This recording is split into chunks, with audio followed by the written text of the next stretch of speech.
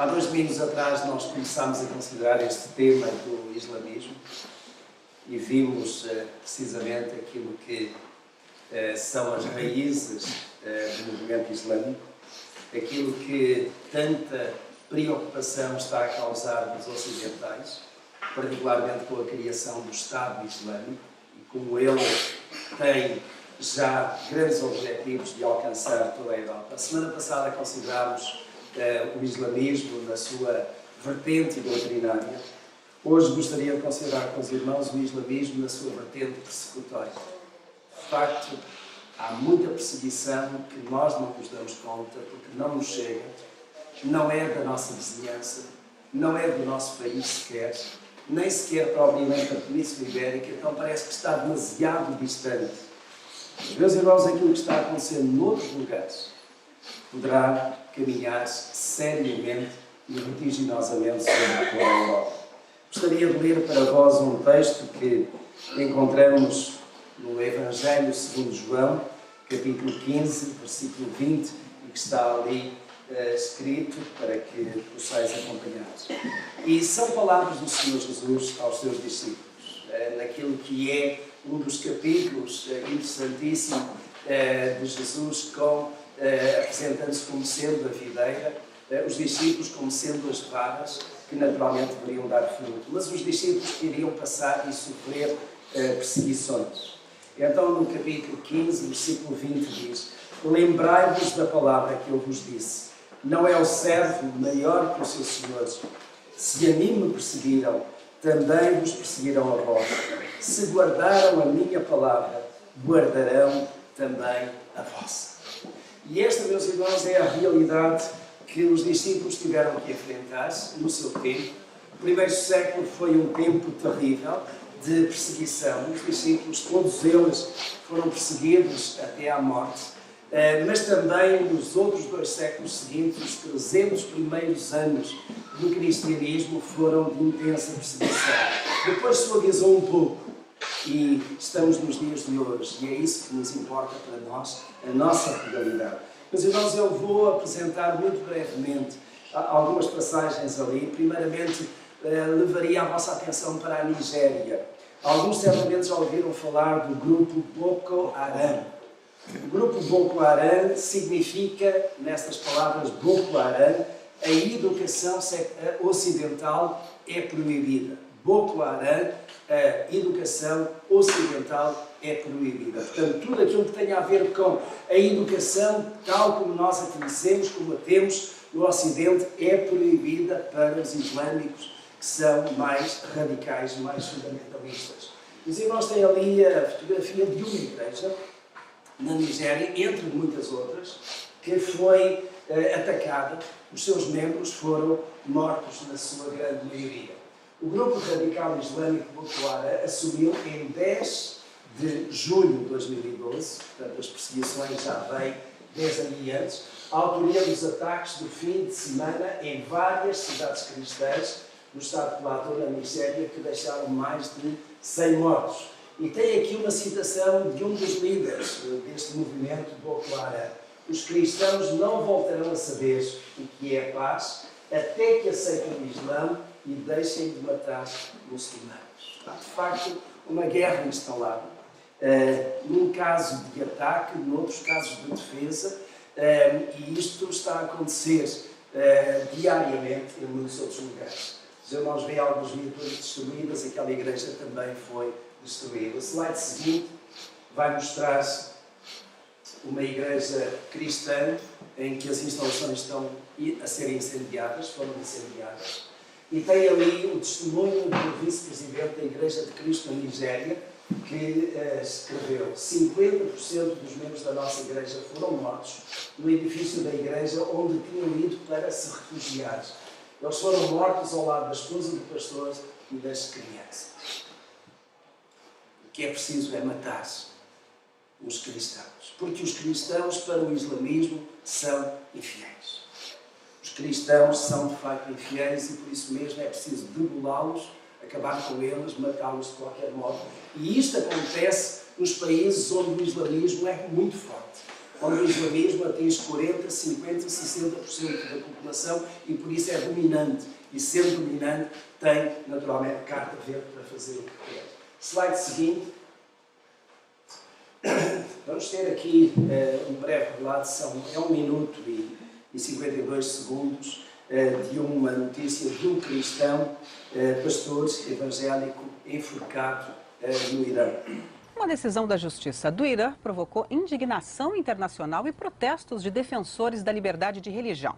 Um homem que se converteu ao cristianismo foi condenado à morte.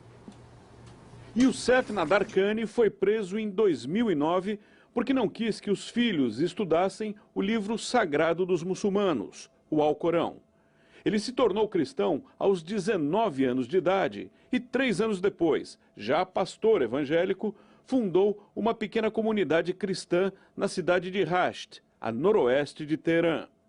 Nadarkhani foi preso acusado de abandonar a fé islâmica e recebeu a sentença máxima, morte por enforcamento. Durante 3 anos, o caso foi examinado por cortes superiores iranianas. A esposa de Nadarkhani também foi detida, chegou a ser condenada à prisão perpétua, mas depois foi solta. O pastor, por 3 vezes, recebeu a proposta de abandonar o cristianismo e voltar para o Islã, em troca da suspensão da pena de morte. Youssef Nadarkhani não aceitou.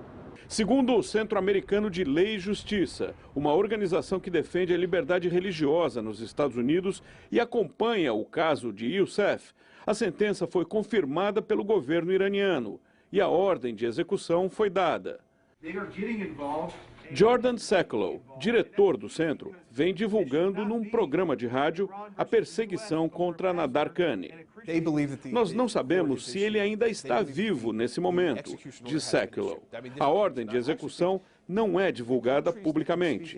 A única coisa que pode salvar Nadarkhani, ele diz, é a pressão internacional, principalmente de países como o Brasil, que tem boas relações diplomáticas com o Irã. Isso já foi de 2009. A pena de morte acabou por acontecer.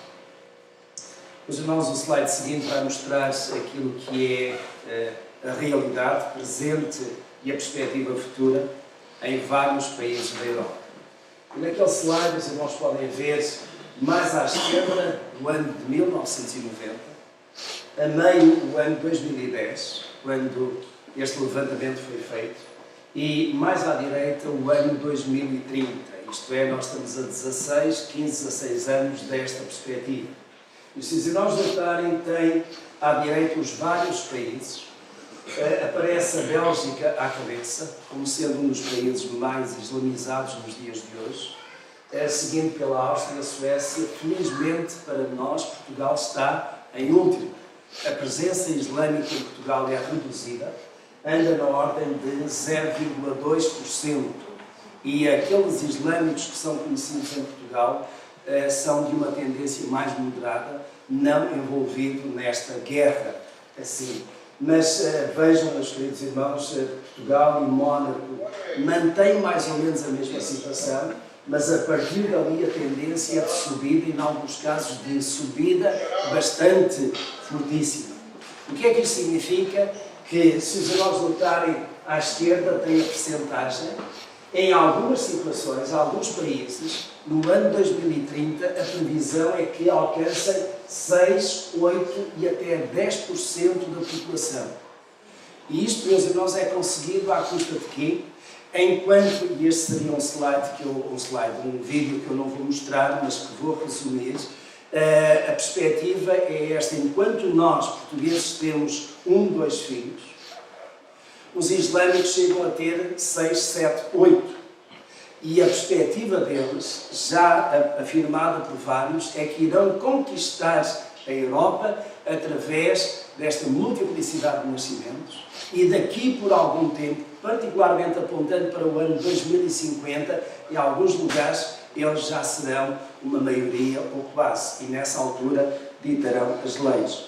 O vídeo que nós vamos mostrar de seguida é aquilo que é a perspectiva para a Bélgica, que estava ali exatamente apontado como sendo, podem passar, como sendo o país onde a presença islâmica está a ser mais forte, particularmente na cidade de Bruxelas, mas que se vai estendendo, e querem fazer da Bélgica a capital islâmica da Europa ocidental. Os irmãos prestem atenção, eu sei que são 5 minutos, mas eu selecionei aqui alguns vídeos, mas vejam aquilo que vai ser apresentado. E prestem atenção porque é um deles que vai falar e que mostra exatamente aquilo que são as suas intenções. The graffiti says it all. Welcome to Belgistan. Muslims are still a minority in Belgium, but in the capital of Brussels, they're already the largest religious group, 1/4 of the city's population, and are expected to be the majority in less than 20 years. The most confrontational Muslim group here is Sharia for Belgium, which used shouting and threats to shut down a debate by moderate Muslims a few months ago. I sat down and talked to the leader of Sharia for Belgium, Fouad Boukassem, alias Abu Imran. Sharia for Belgium is a small group that a lot of people don't take seriously. But he sounded very serious when he told me that he expects Muslims to rule Belgium and the world. We believe that the Sharia will dominate. The Sharia will be implemented worldwide. Sharia for Belgium is a public relations nightmare for those Muslim groups which try to play down their ties to radicalism and Sharia law. Imran was completely open with CBN News, saying Islam and Sharia law are inseparable and democracy is wrong. Sharia is Islam, to be clear. There is no difference between Islam and Sharia. It's just a name. Democracy is the opposite of Sharia and Islam. We believe that Allah is the legislator. Allah makes the laws. He is the one who tells us what's allowed and what's forbidden. I know some Muslims who think of themselves as Democrats and they say they're against Sharia. Are they real Muslims? Yeah, it's really funny when I hear someone saying, yeah, I was speaking to a democratic Muslim. It's the same thing as saying I was speaking to a Christian Jew or to a Jewish Muslim or something like that. It's impossible. How could you meet a Jewish Muslim or a Christian Jew? And a Muslim that says he's against Sharia, he's not a Muslim. It's impossible. Like in many countries across Europe, a culture war over Islam is well underway in Belgium. Last month, the Mosque of Charleroi was desecrated with the mask of a pig head. Then the daughter of the head of Belgium's right-wing party, Anne-Sophie de Winter, posed in a bikini and burqa with the words in Dutch, freedom or Islam. Someone painted over this poster, giving her a full burqa. They also painted over freedom, and Sophie de Winter received death threats. Imran went on YouTube to call her father, politician Philip de Winter, a pimp for letting her pose in a bikini. This community is a dirty, perverted community. And Islam is flexing its muscle. Girls in bikinis have been attacked, Jewish and Christian symbols vandalized, and in Muslim neighborhoods, Sharia law enforced. The big cities in Europe are the first places where we can see what will happen when the majority is Muslim.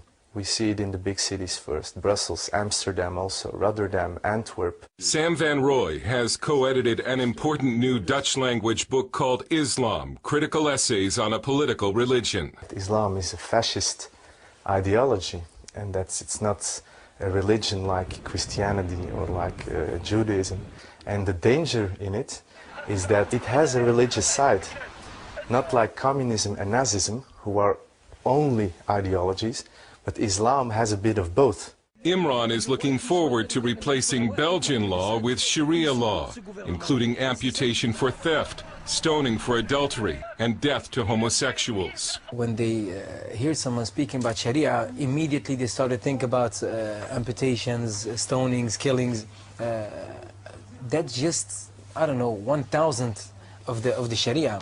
Did you know that in 1,302 years of the Islamic State, with the Sharia implemented, we had something like about 60 hands cut off, amputated? So in 1,300 years, 60 hands. Is that really a number that you could say, oh, frightening everyone? I don't know. And if you're not a criminal, why should you be afraid of Sharia? A showdown over Sharia is coming in Belgium because the high Muslim birth rate is changing the political landscape. The most common baby name in Brussels for 4 years running has been Mohammed. You think it's a matter of time before Muslims are the majority here? Yeah, of course, even the disbelievers themselves They say that in 2030, something like that, there will be a majority Muslims here in Belgium. Even the city, Antwerp, more than 40% of the children in the schools are Muslims. So it's just a matter of time. No problem. We don't have any problem. And Imran offered this advice to white native Belgians. If they want to push us back or something like that, I don't know. Maybe they can start to marry 4 wives and have a lot of children. Start with that. Maybe they will have a chance, but I don't think so. Van Roy also sees a Muslim future. I don't think it's gonna stop.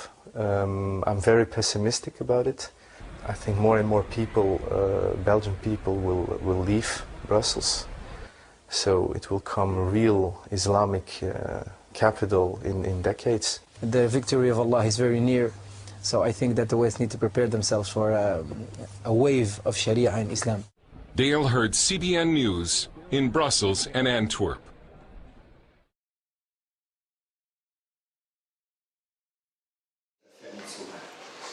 A Europa, de facto, está a mudar-se daquilo que é a sua própria textura populacional, religiosa também.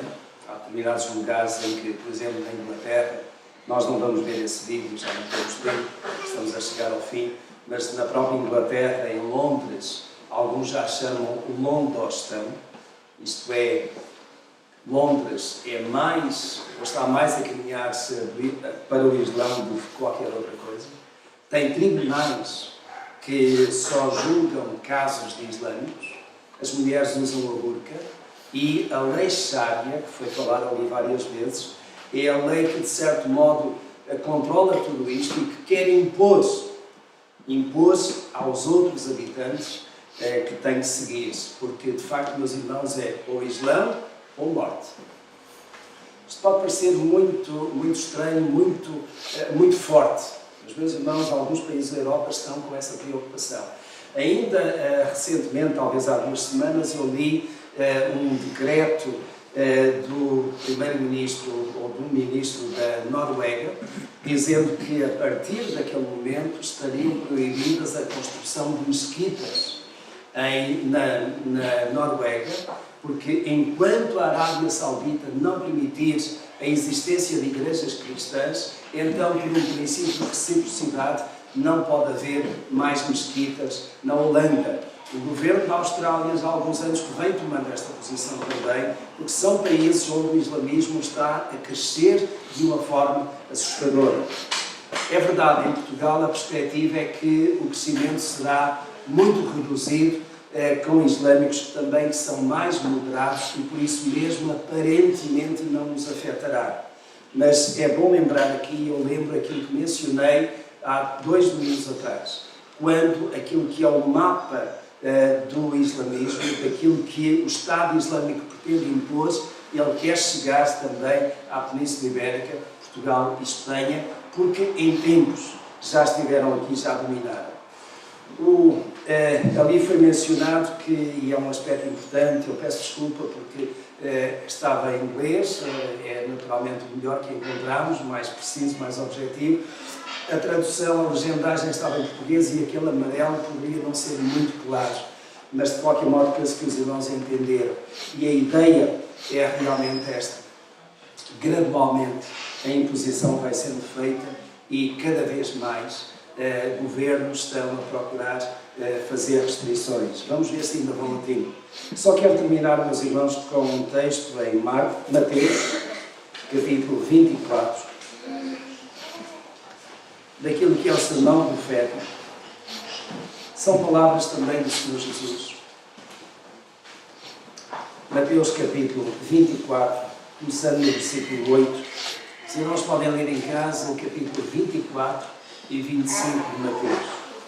São realmente capítulos de grande importância, de grande relevância, que cada vez estão-se a tornar mais atuais.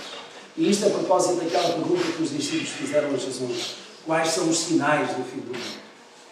Os sinais do fim do mundo, meus irmãos, começam a vincar-se, começam a manifestar-se. Verso 8, Mateus 24, verso 8. Mas todas estas coisas são o princípio das dores.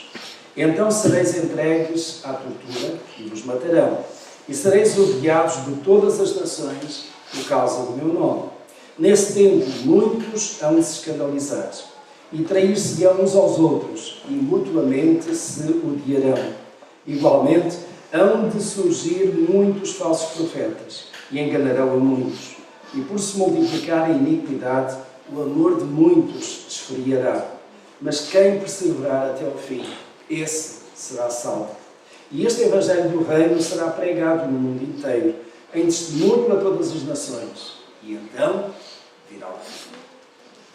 E, meus irmãos, quando eu leio este texto, encontro aqui duas situações, duas coisas importantes. Por um lado, são as torturas que os cristãos vão sofrendo e que estão a sofrer. São as perseguições que vão continuar.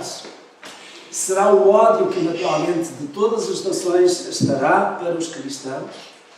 Mas também tem outra coisa importantíssima no verso 14. Este Evangelho será pregado em todo o mundo. Isto é, meus irmãos, nós não vamos desistir. Porque o Evangelho acabará por ser vitorioso. Ainda que do outro lado digam, o Islão vencerá, Alá vencerá. Nós podemos retorquir e afirmar com grande confiança. O Evangelho do Senhor Jesus Cristo vencerá. A sua palavra não voltará vazia quando ela é pregada. E no meio de tantas guerras, no meio de tantas dificuldades, a palavra do Senhor continua a ser pregada. Ainda que isso signifique sangue e igrejas que são incendiadas. Este é um jornal que nós recebemos, uma revista, A Voz dos Mártires. E esta é mais uma igreja na Nigéria incendiada. Mas não é só na Nigéria, em tantos lugares. Mas, meus irmãos, isto é apenas uma parte da história. A outra parte que eu vos vou falar no próximo domingo é sobre Israel.